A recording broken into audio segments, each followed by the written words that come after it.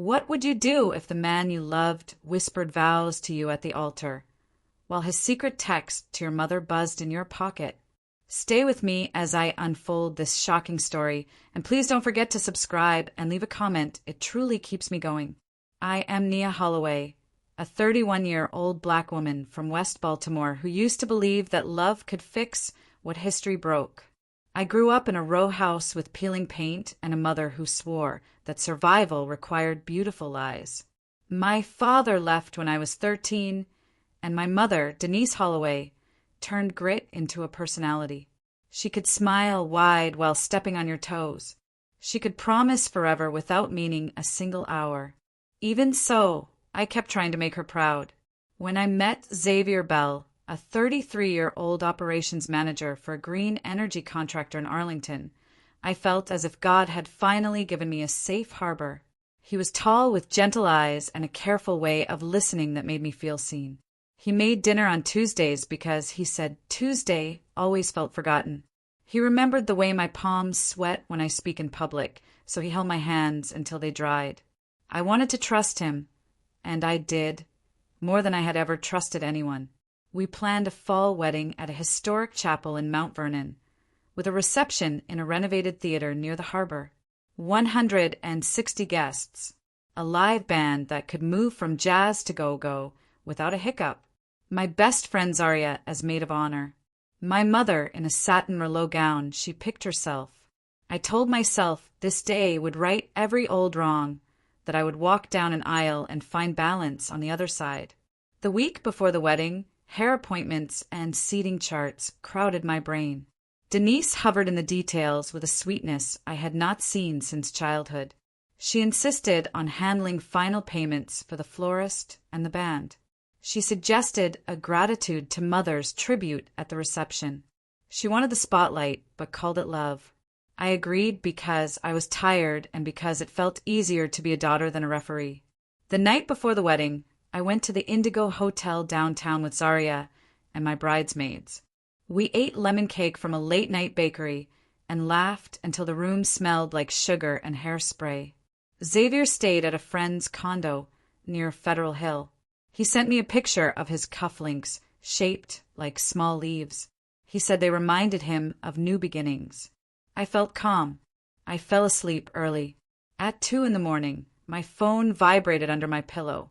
I felt for it with a sleepy hand, swiped and squinted at the brightness. A message preview glowed at the top of the screen. It read, "I can still taste you. Lock the door.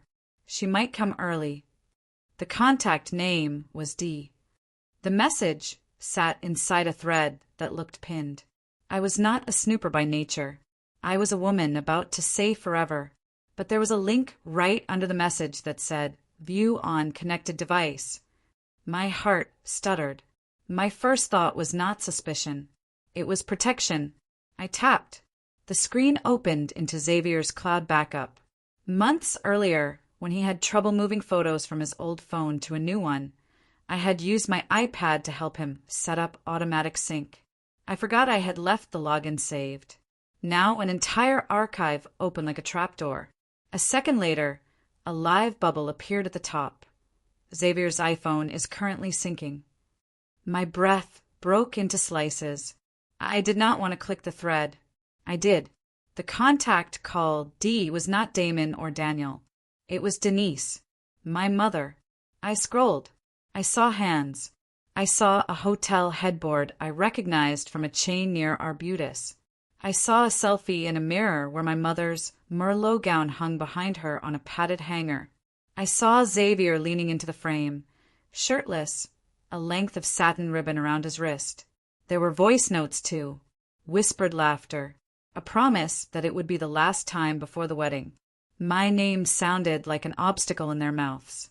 I did not throw the phone. I did not scream.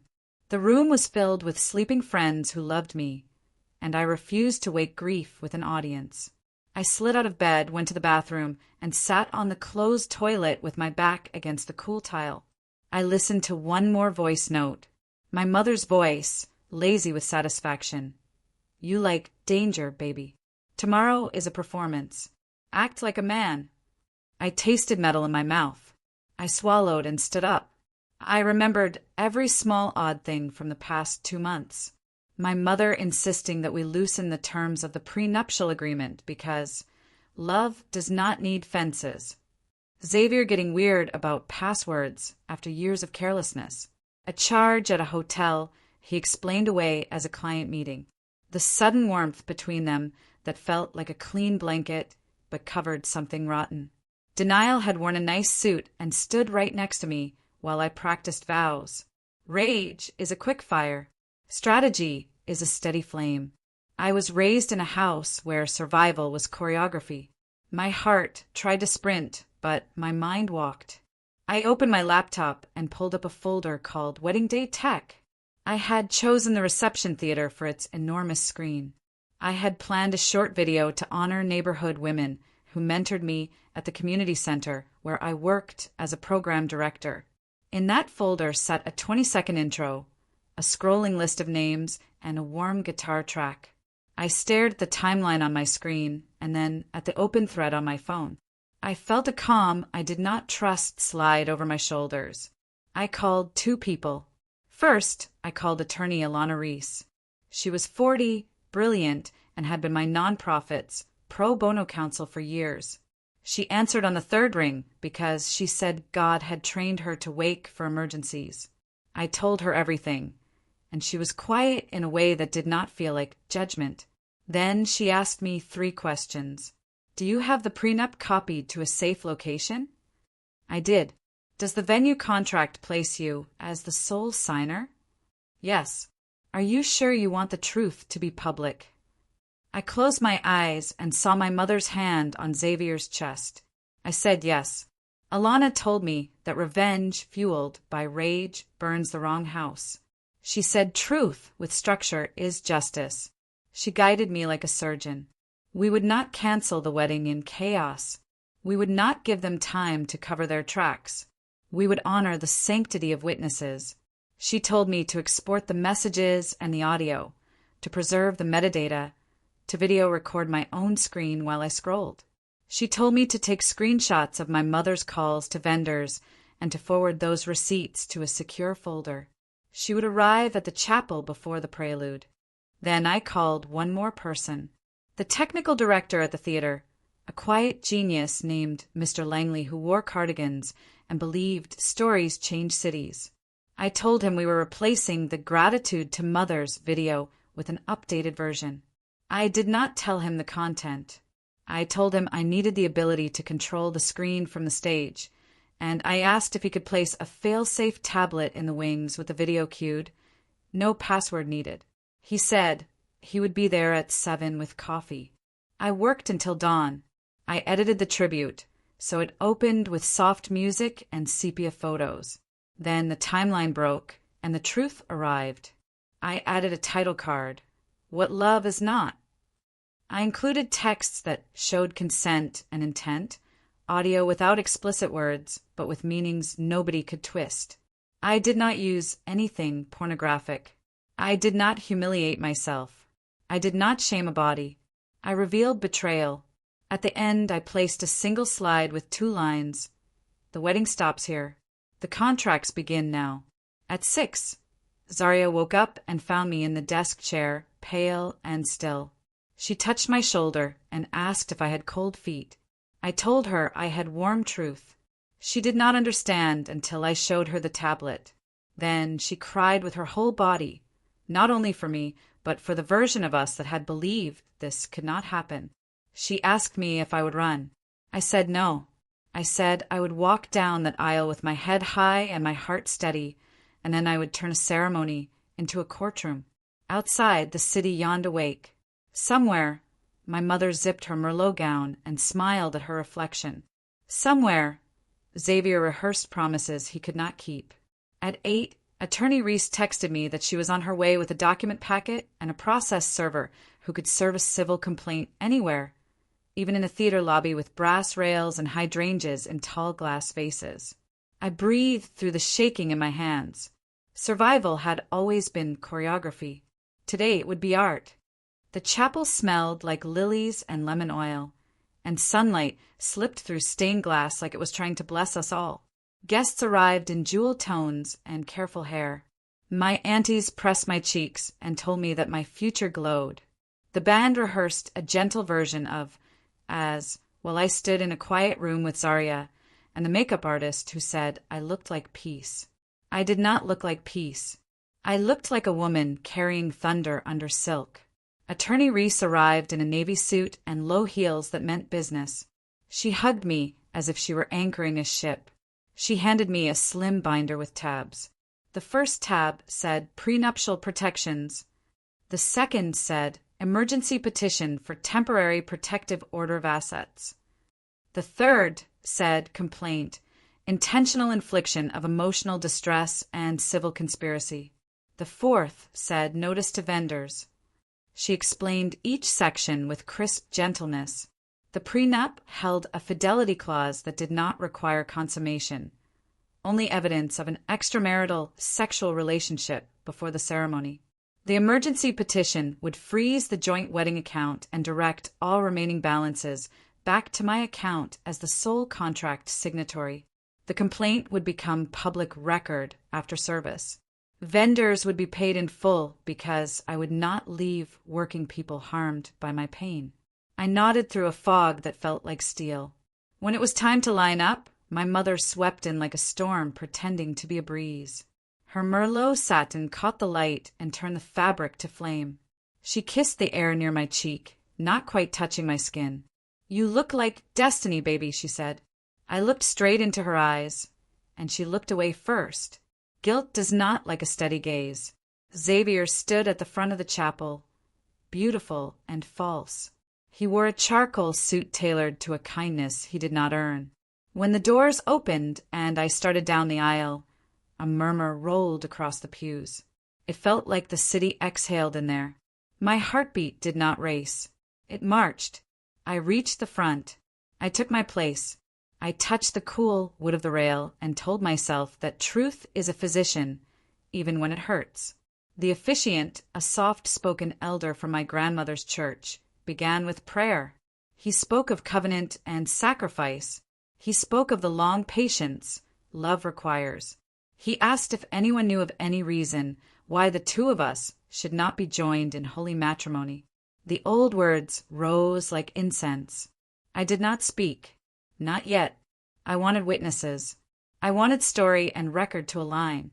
We moved through songs and readings, through laughter that rested on a cliff.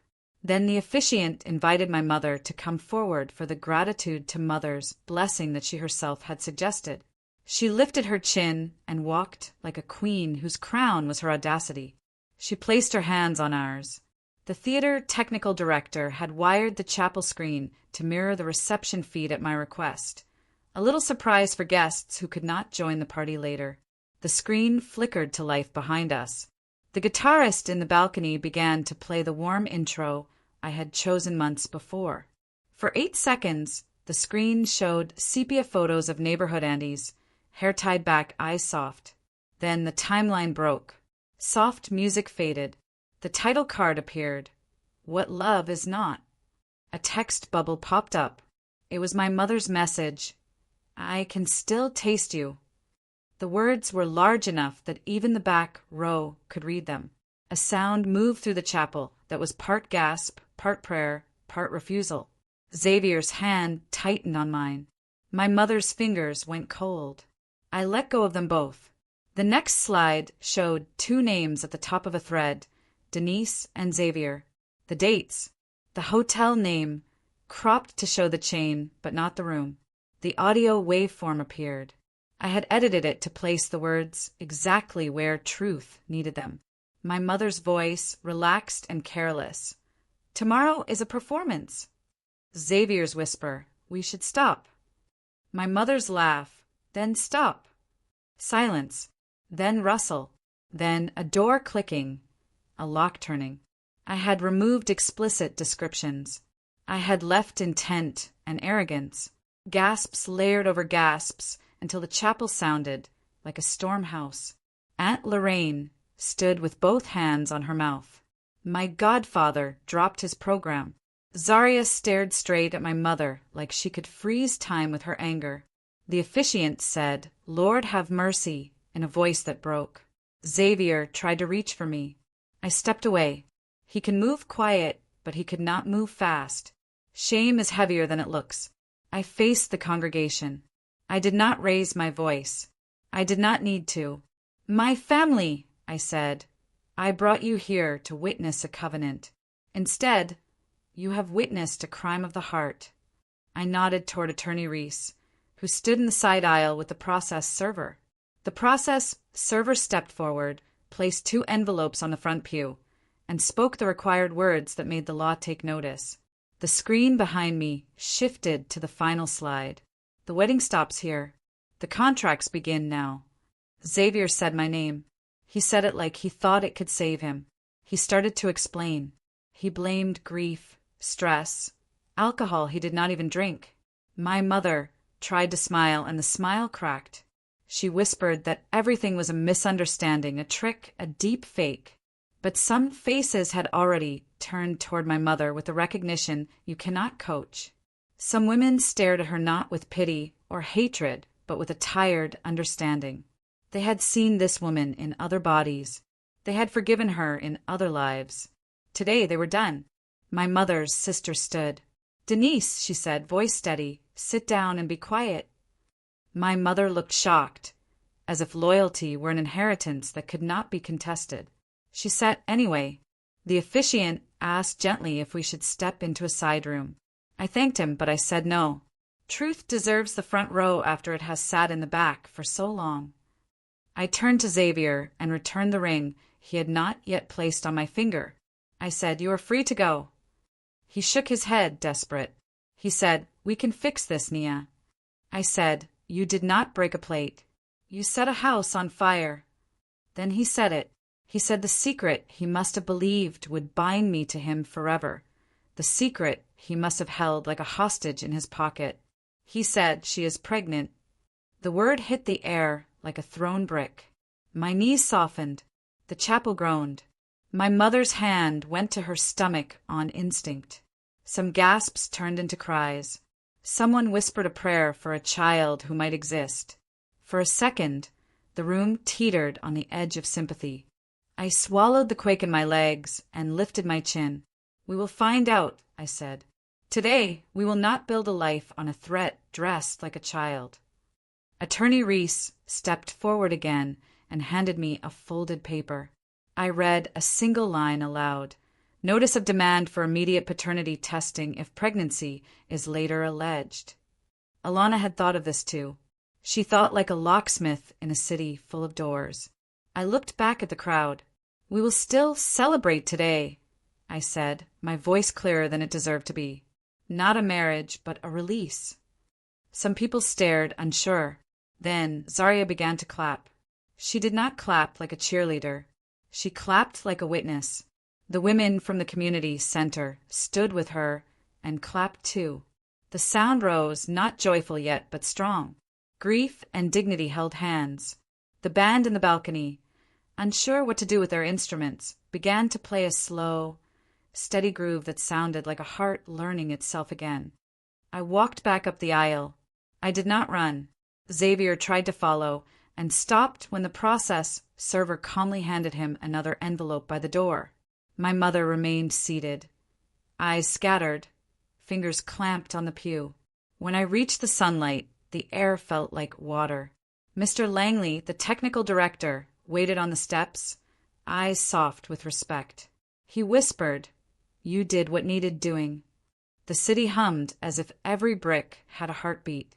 I exhaled. The day had just begun. By the time guests reached the reception theater, the story was already a wind that moved faster than cars. Some people left to protect their peace. Others came because humans cannot resist a live edge. I decided to go not as a bride, but as the owner of a contract and the writer of an ending. The marquee's lights of the theater blinked like a steady pulse when I arrived. The staff looked at me with a mix of sorrow and pride. I told them everyone would still be paid in full, the band would still play, and the kitchen would not throw food away. We had a room full of people who needed to put their hands on something real, even if it was only a plate. Attorney Reese moved through the lobby with a quiet army of documents. She had already filed the emergency motions electronically from the chapel. The joint wedding account froze like a pond in winter. Refunds from vendors who required post-event reconciliation would land in my account. The theater manager showed me a small office near the bar where we could coordinate. We spread folders across a table that had likely seen more champagne than subpoenas. At 1:30, Xavier arrived with 2 groomsmen who looked at their shoes more than at faces. He asked to speak to me in private. I offered him the office with attorney Reese present. He agreed, then realized what that meant. He tried to soften the room with old jokes and eyes he thought could still work. He said again that my mother was pregnant. He said he had been manipulated. He asked me to imagine his shame. Shame is a mirror you hand to people to make them stare at themselves. I pushed the mirror back to him. Attorney Reese slid a printout across the table. It showed hotel dates, charges, texts, and a calendar entry that my mother had invited him to from a throwaway account labeled groceries. It also showed a message from my mother to Xavier sent 7 weeks earlier. No babies. We are careful. He read it and went quiet. Lies rot fast when air hits them. Then came the second twist. The office door opened, and my mother stepped in without knocking. Face cold, lipstick perfect. Behind her stood a man with a gray folder and a flat stare. "This is Mr. Colt," she said. "He represents a private lender." My stomach turned. My mother, who had insisted on handling final payments, had taken out a short-term loan in my name using my Social Security number from a college financial aid form she had saved like a trap. The loan terms were predatory. A balloon payment would trigger in 8 days. If unpaid, the lender would place a lien on any assets available, including the funds resting in the joint wedding account before freeze. My mother smiled a thin smile as if she were offering me weather and calling it a gift. "We will fix it," she said, "as a family." Attorney Reese did not blink. She asked Mr. Colt to wait outside the office. He did. Then she turned to me and spoke clearly. Identity theft. Fraud. We would press charges. I felt my body want to sink into the carpet and disappear. Instead, I stood up and stretched my hands because my grandmother used to say, "Victory needs warm fingers." I told Alana to move forward. She nodded and pulled out an already drafted affidavit that I signed with a pen that did not shake. We called the police, not to make a scene, but to make a record. 2 officers came, respectful and precise. They took statements in a smaller room and wore the weight of what they heard with dignity. My mother laughed, then cried, then tried to hug me, then tried to slap Zaria when my best friend stepped in her way. The officers separated everyone like calm shepherds. They told my mother that the signature on the loan would be compared to old employment forms and tax filings. They told her that truth has a handwriting too. When the officers left to file their report, the reception had become a strange comfort. The band played a groove that sounded like a long walk home after rain. People ate. The children slapped balloon strings with relief. I changed out of my wedding gown into a white suit that felt like armor. I took the stage with a microphone and looked into the eyes of people who were raised to be unbreakable and tired of hearing the word strong. "This was supposed to be the day I married a man," I said, "but it is the day I married my courage." I thanked the staff by name and handed the band their full payment envelope in front of everyone because I wanted labor to feel honored. I told guests the bar was open, the food was ours, and the dance floor was a field where we could plant something that might bloom later.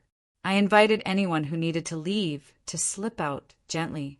I invited anyone who wanted to stay to breathe with me. Then I said there was one more thing. Mr. Langley, the quiet genius, dimmed the lights. The screen woke. I played a short clip recorded earlier that week in my mother's kitchen. It was one of those casual videos meant for a silly social post. You could hear pots and the hum of the refrigerator. In the background, my mother's voice, not knowing my phone was rolling, said to Xavier on speaker, "You'll get her to loosen the prenup after the honeymoon. Use tears if you have to. She is soft where she is loyal." The room sighed, a sound like a length of fabric tearing. I stopped the clip. "I am no longer soft where loyalty is a blade," I said. Just then, Mr. Colt returned with another man wearing a blazer that tried to hide muscle. They said pressure things in low voices about timelines and penalties. They wanted to frighten me into silence. Attorney Reese stepped between us with the posture of a lighthouse. She slid across the table a copy of the police report case number and a cease and desist letter. She told them to leave or speak only to counsel. They left, grumbling. My mother stood alone beside the doorway. Lipstick now smeared at the corners. She whispered, "You would do this to your own mother?" I said, "You did this to your own daughter and named it love." The third twist fell at 6 in the evening, when a woman walked in wearing a floral dress and courage stitched under her ribs. She asked for Xavier in a voice that sounded like a memory. He went very still. The woman introduced herself as Patrice. She said she worked in Xavier's office. Her hands held a manila envelope like it was hot. Inside were photocopies of text messages that proved Xavier had been promising Patrice a trip to Savannah, a ring, and a life as soon as the wedding money clears. He had written that my mother was leverage. Patrice had believed him until she saw the chapel story on her feed. Then she drove here because truth wanted company. I did not need that extra proof to justify anything. But sometimes God sends a second witness because the first witness is too lonely. I thanked Patrice. I told her she did not deserve this pain. She looked at me the way people look at each other in storm shelters when the wind screams. We hugged like strangers who shared a language of survival. By sunset, the reception had become a vigil for the woman I used to be. We danced anyway, because joy is not a reward, it is a practice. In the corner of the lobby, the process server handed my mother a second envelope that listed potential charges and civil actions. She tore it in half and then realized 2 halves are still whole in the eyes of the law. She stood, small for the first time in years. As guests left, they pressed my hands, my shoulders, my courage. Aunt Lorraine whispered, "You change the script for girls who think they have to swallow poison to keep the family picture neat." Zaria wrapped me in her arms, and for a moment I let myself lean. Outside, the harbor lights flickered like 1,000 small altars. The city did not fall asleep. It watched, awake and humming, as if it had seen this play too many times with the wrong ending. Tonight, the ending shifted. In the weeks that followed, Baltimore told and retold my story the way cities do, with extra seasoning and missing facts. I did not feed the gossip. I fed the paperwork. The emergency petition froze what needed freezing. The police investigation into the fraudulent loan widened to include a bank employee my mother had charmed. My mother hired an attorney who wore shiny shoes and pity like perfume. He asked for a meeting to discuss family solutions. Attorney Reese agreed to a recorded mediation at a neutral office with long windows and a paralegal who never looked away from her screen. In mediation, my mother cried for the first 8 minutes, as if tears were a magic spell that could erase signatures. She said she had been lonely. She said Xavier had pursued her. She said she made a mistake and then made another to cover the first, because that is how mistakes work when pride drives. I believed her about loneliness. I did not believe her about the rest. When Attorney Reese presented the call recording about the prenup, my mother stared at the table and tapped one nail until it clicked like a metronome. We agreed on 2 paths. The criminal case would do what criminal cases do. I would not interfere nor press for mercy nor vengeance. The civil case would settle if my mother repaid the fraudulent loan plus damages and made a public statement acknowledging what she had done. She refused at first. She said public shame kills women. I said hidden shame kills daughters. 3 days later, under pressure from a prosecutor who did not enjoy her attempts at charm, she agreed. The public statement went live on a Sunday evening, short and plain. It did not save her reputation. It saved a future version of me from doubting my own memory. Xavier tried to salvage his job, then lost it when Patrice's envelope joined a quiet internal complaint about harassment. He filed a small defamation suit against me because the desperate throw pebbles at mountains. The judge dismissed it after reading the first 2 exhibits. He moved into a short-term rental in a part of the county where leases forgive sudden exits. He sent me 3 long letters about regret and growth. I returned them to sender, unopened, not as a gesture, but as medicine. Some stories do not need an epilogue in the voice of the man who harmed you. People asked me often about the pregnancy claim. There was none. A medical visit proved what control needed it to prove. My mother had thrown a word, like a grenade, into a sacred room. Some fragments landed in women who had wanted children and could not have them.